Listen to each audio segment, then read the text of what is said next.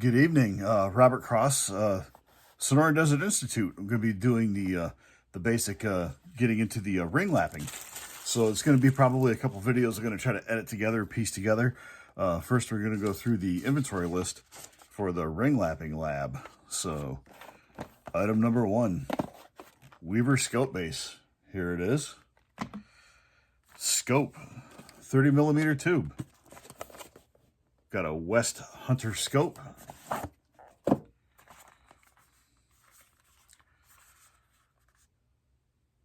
Low profile Picatinny, okay. Some instructions. The scope itself. Very nice. Feels like aluminum. Give it a try. This should work well on 300 blackout that I plan on putting it on. Okay. And a microfiber to keep the glass clean. Okay. So that's the scope. Let's put that all off to the side up here.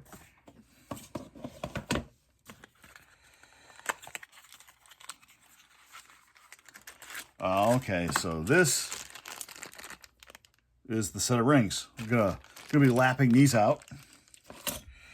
And then there's the second set, Vortex Hunt scope rings. I'll lap these second because they're a little more expensive. We'll go through the ones that came with the scope first, just to make sure we're doing this well. Okay. 220 grit lapping compound. Okay. And here's the the pins and the lapping bar. Pins. Lapping bar handle and some instructions for this as well. Okay. So pardon me for a second. The second half of this video is going to be done after I attach this block of wood and this together, and we're going to make a base to do the lapping on. I don't feel comfortable putting the AR-15 in the vise, so we're going to get this all set up on a block of wood, and the video will continue. We're going to pause for now. So this will just be a casual observation. So we've got this put together with the West Hunt scope rings that came with the scope, and here are the Vortex that also came with the kit from school. And maybe it'll be easy to see when you point it out this way. See, there's some sort of a pad in there. It looks like some sort of tape. And there's matching sets on these bottoms. Let me see if the thicknesses match up. Okay. Maybe not. So maybe that's not an indicator of front and rear, but maybe these are meant to be a thing to keep you from abrading your scope tube up. And also noticed not in the Vortex scope rings that the school sent. So maybe it's a difference in quality, maybe it's a difference in material, but did notice that right away. But we're going to be lapping those out. Onto the vise. Maybe I spoke too soon about the vise. The first thing we're going to do is we're going to set these points up. They're a bit oily. And I guess you want to get these as close to tip as possible to see where you're sitting at before you really get started.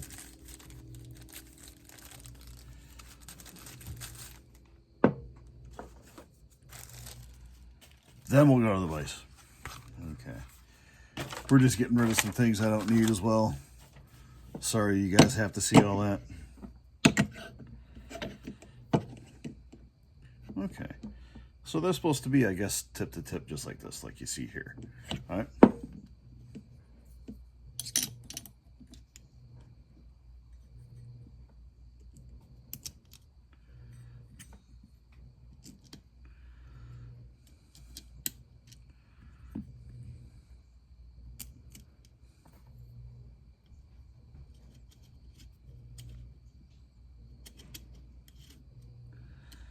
And we'll try to get these as close to equal as possible. We'll just get them sort of tight enough to hold this thing in for now.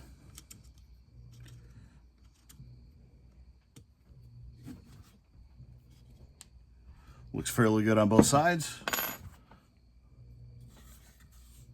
There you go.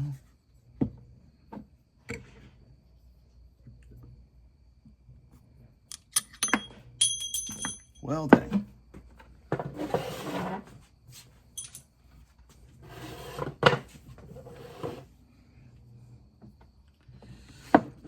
Here we go again.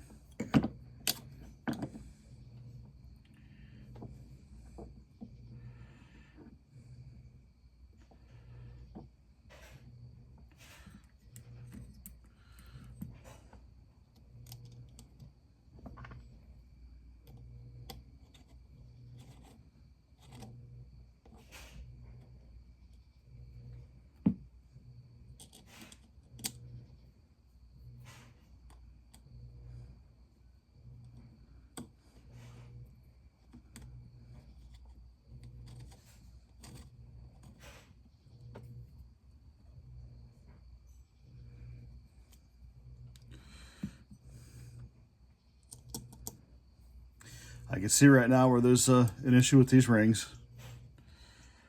but this process should take care of that. We'll make sure the camera sees the issue that I see. No, actually, as I tighten some of these down, maybe the issue goes away a bit. We'll make sure these are all sitting equal before I make a final call. We'll be grinding these down either way.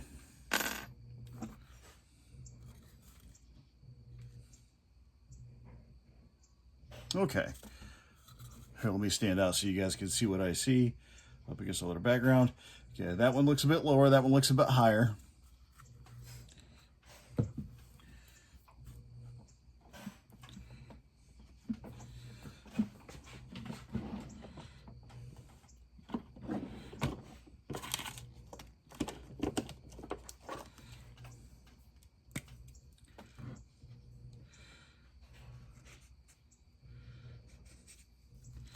Okay, we're going to label that front and rear, and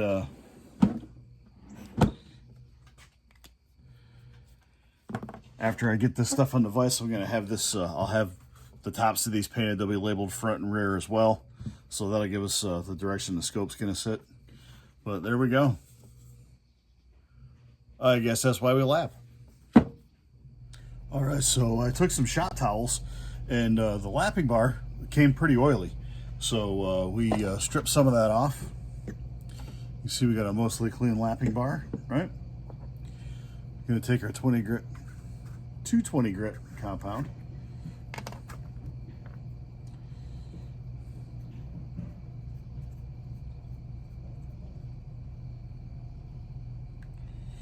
Kind of a paste, right? And we're gonna rub that around.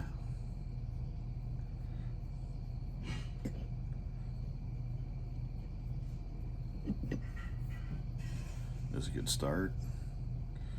Get some inside here.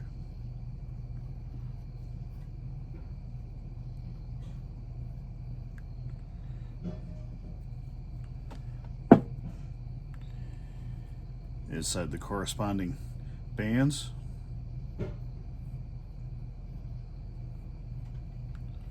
There we go.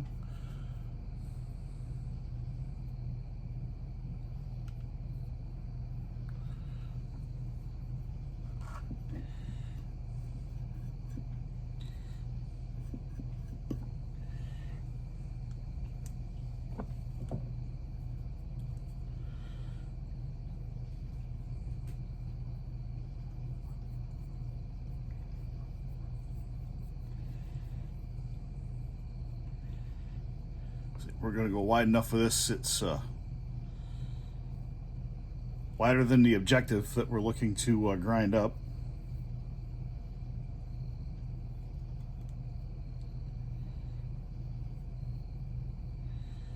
There we go.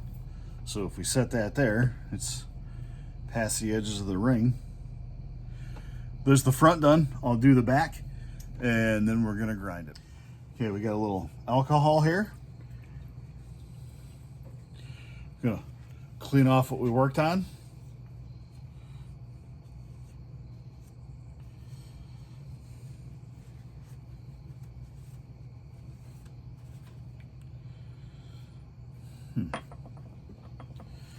Doesn't appear to have taken much material off that front ring.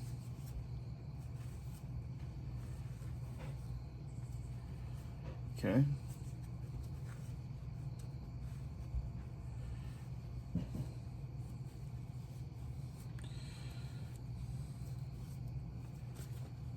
lordy.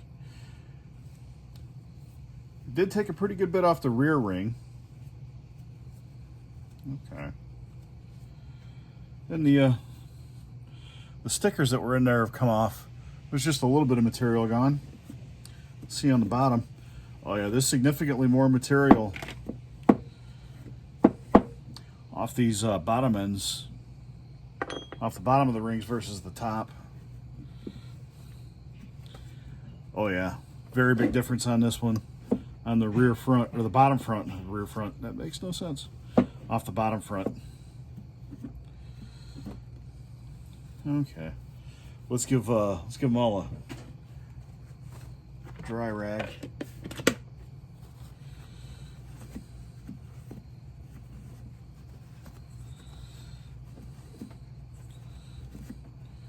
Get them good and clean.